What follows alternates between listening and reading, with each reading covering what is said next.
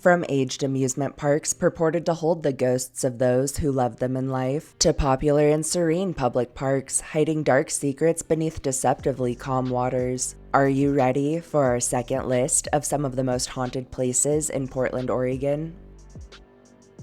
Number 5. The Rimsky-Korsakoffee House.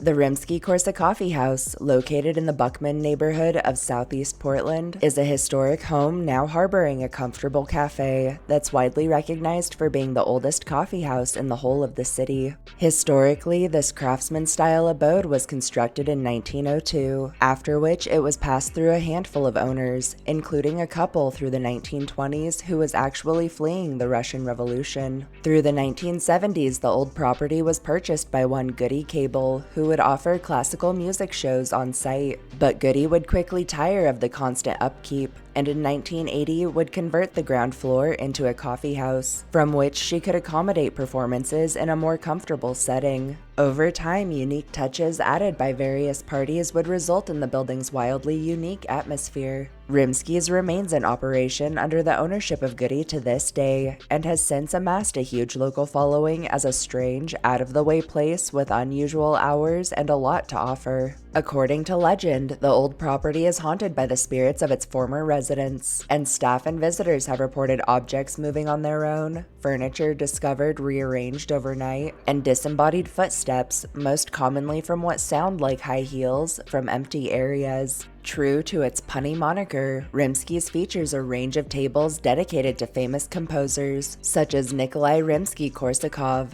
after whom it derives its name. At times, these tables have been known to animate, vibrating, spinning, and even elevating above the ground inexplicably. Lastly, the ghostly scent of old-timey perfume can be smelled near the entrance, and a slew of full-bodied apparitions have been known to manifest in the reflections from windows and mirrors, as well as pop through solid walls, startling all nearby. Number 4. Lotus Isle Park. Lotus Isle Park, located off Tomahawk Island on the Columbia River, is a former amusement park that, at 128 acres, was actually the city's largest amusement park while still in operation, and that, for a time, held the moniker of being the Wonderland of the Pacific Northwest. Historically, Lotus Isle Amusement Park would open its doors in June of 1930, with investors fueled off the rapid success of the nearby Jansen Beach Amusement Park. Sadly, in August of the same year, an 11-year-old boy would drown on the island, and a day later, the park's dedicated owner, one Edwin F. Platt, would take his own life. The following season, operations would be handed to Al Painter, who would breathe new life into the park in the form of a dance-a-thon, which was hosted in the Peacock Ballroom. But fate had other plans, and in 1931, a plane crashed right into the Isle's artificial mountain peak, spooking a bull elephant, who rampaged, leaving the grounds in utter ruin. Sadly, in August of 1931, the Peacock Ballroom burned to the ground, and by 1932, it was forced to declare bankruptcy. In 1962, land between Tomahawk and Hayden Islands was filled in. Eventually, residential and office structures began sprouting up, and today, only a small park stands as testament to the long-lost Lotus Isle, offering a mess of trails, picnic areas, viewpoints, and, according to legend, its fair share of restless spirits, with many park-goers reporting shadowy figures that slink about, old-timey music heard emanating from thin air, and the disembodied sounds of past attractions. Informal investigations have yielded orbs in photographs, EVPs, and odd temperature fluctuations, and a handful of accounts detail objects sighted moving on their own, constant electronic malfunctions, and the feeling of being watched or followed. Lastly, disembodied splashing and frantic cries have been heard from surrounding waters, and the spirits of both Mr. Platt and the little boy who drowned so long ago have been encountered. Number 3. Cathedral Park. Cathedral Park, located along the east shore of the Willamette under the St. John's Bridge, is a public expanse deriving its name from the prominent crossings arches, which closely resemble those of a cathedral's. As history has it, land the park now sits on once acted as fishing and hunting grounds for several native tribes, and additionally, it's believed that the Lewis and Clark expedition may have actually utilized the grounds in 1806, following settlement in Astoria, as one of 14 landing sites through the region. In 1847, the plot was settled by one James John, who established a ferry service, and over time, land was developed into the smaller community of St. John's, with construction of the St. John's Bridge landing in 1931. Sadly, on August 5th of 1949, 15-year-old Thelma Taylor was kidnapped, and 6 days later, on the 11th, her body was discovered near the bridge. Thelma's killer, one Morris Leland, would be sentenced to execution 4 years later. In 1968, the park was acquired by the city, who would utilize it as a dumping grounds for a time, though eventually concerned residents would raise funds necessary to reclaim and clean the site, and in 1980, the old plot would be established as an official park. Cathedral Park remains open to this day, offering several walking paths, picnic sites, a boat ramp, amphitheater, floating dock, and more. Over the years, a range of tales surrounding the park's active supernatural infestations have emerged, with officials and visitors reporting shadowy silhouettes that slink about, strange mists that float with seeming sentience, orbs visible to the naked eye, and the feeling of being stalked by a presence that's been described as sinister in nature. Most notably, Cathedral Park is rumored to be haunted by the spirit of Thelma, who was held under the bridge overnight, and who, for screaming for help in the morning, was beaten, stabbed, and then buried in a shallow grave. Chillingly, Thelma's disembodied cries have been heard at night and through the early mornings to this very day, and her spectral form has been known to materialize to lone walkers. Number 2. Oaks Amusement Park.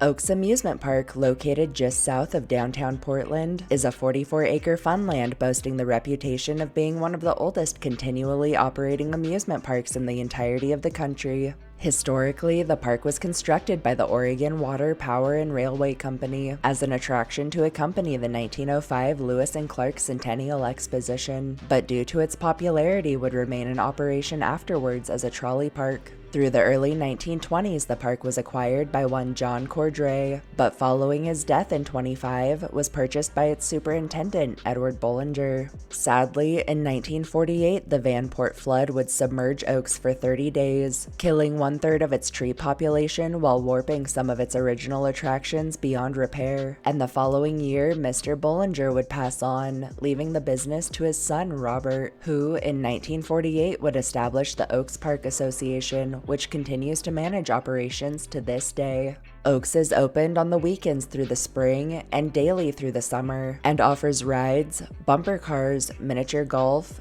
games, and the oldest roller skating rink west of the Mississippi. According to local legend, this historic site is packed with paranormal activity, and though to date no one is certain of exactly who or what is haunting its expanse, the standing theory is that Oaks is infested by the souls of staff members and patrons who love the park in life, so much so that their souls sought it out in death. Chillingly, staff members and parkgoers over its many years have reported disembodied footsteps from locked stalls, the sounds of rides running when everything is supposed to be closed and shut down, and the sensation of being touched, tapped, or even grabbed by tiny, cold hands. Orbs are commonly captured in photographs, objects move on their own, cellular devices die mysteriously, and a strange ball of light has been sighted in the skies above. Lastly, the most commonly experienced presences at Oaks are said to be that of a young boy in clothing from the 1970s who's been encountered all across the property and who's been known to vanish when addressed or approached, as well as the entities of a young man and woman who, it's believed, were killed via an in-park accident. Number 1. Lone Fir Cemetery. Lone Fir Cemetery, located off 26th Avenue in southeast Portland, is a historic 30-acre burying grounds hosting over 25,000 graves, nearly half of which are all but unrecognizable, courtesy of time, weather, and poor maintenance periods, that holds the titles of being both the city's oldest and largest graveyard. Historically, land the cemetery now sits upon once played home to James Stevens and his family farm, at which, in 1846, he would lay his father a Moore to rest. In 1854, James would sell this land to one Colburn Barrel on the condition he continue to maintain Moore's old gravesite. Barrel owned the notable steamer, the Gazelle, which would explode in 1854 near Oregon City, resulting in 24 fatalities, including the death of his business partner, Crawford Dobbins. Severely affected by this tragedy, Barrel would set aside 10 acres of land right near Moore's gravesite for use as a cemetery he'd call Mount Crawford, and at which he'd lay to rest his comrades, before, in 1866, selling the yard to a group of interested parties out of Portland, after which the graveyard's title would be changed to Lone Fir. Following its establishment, 3 earlier downtown graveyards were promptly reinterred on site. Until 1893, Lone Fir was deemed the only city cemetery appropriate for further burials, and in 1903, a memorial dedicated to the soldiers of the many wars of America's past was erected. Of its 25,000 or so plots, many of Lone Fir's interments include former mayors, prominent politicians, and notable names from Portland's past. Today, the yard is owned by Metro, a government entity, and is open to the public from dawn until dusk, offering tours of both the historic and, you guessed it, haunted variety. And with good reason. According to local legend, Lone Fir is infested by a countless multitude of restless spirits, many resulting from displaced remains, and others from deaths that transpired near. And those frequenting its expanse have reported shadowy figures slinking about after dark,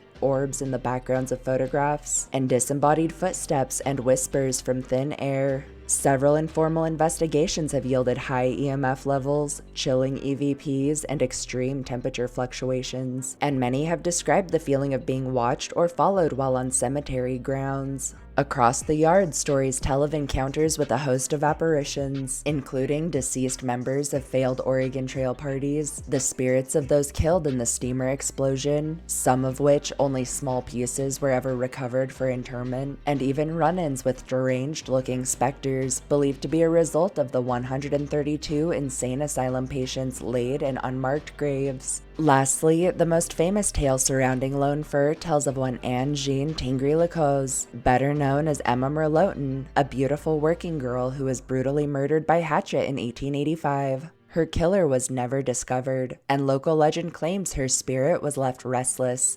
vengeful, forever seeking the justice owed to her in life. Emma has been known to manifest across the yard as a gorgeous young girl in an old-fashioned dress, whose magnetic presence draws in the living. Unfortunately, all who've attempted to approach her have been met in disappointment, as upon nearing Emma, she seemingly always throws her hands into the air before letting out a blood-chilling shriek and vanishing with a snap. While Emma isn't considered dangerous to everyday visitors, it should be noted that some variants of this fable tell her spirit is forever hunting for those who harbor violence, hatred, ill intent, or evil in their hearts, waiting for the perfect moment to snatch them up as to spare others her dismal fate. Taking into consideration its ridiculously fascinating and somewhat dark history, and coupling it with a slew of spooky paranormal activity, ghost stories, and urban legends, we felt Lone Fir Cemetery was the perfect pick as the most haunted place in Portland. Thanks for tuning in for our picks for some of the most haunted places in Portland, Oregon. If you enjoyed hearing our histories and ghost stories, don't forget to subscribe to our channel and turn notifications on. Throw us a like, and most importantly, share us with anyone you feel could use a good scare. We'll catch you all next time.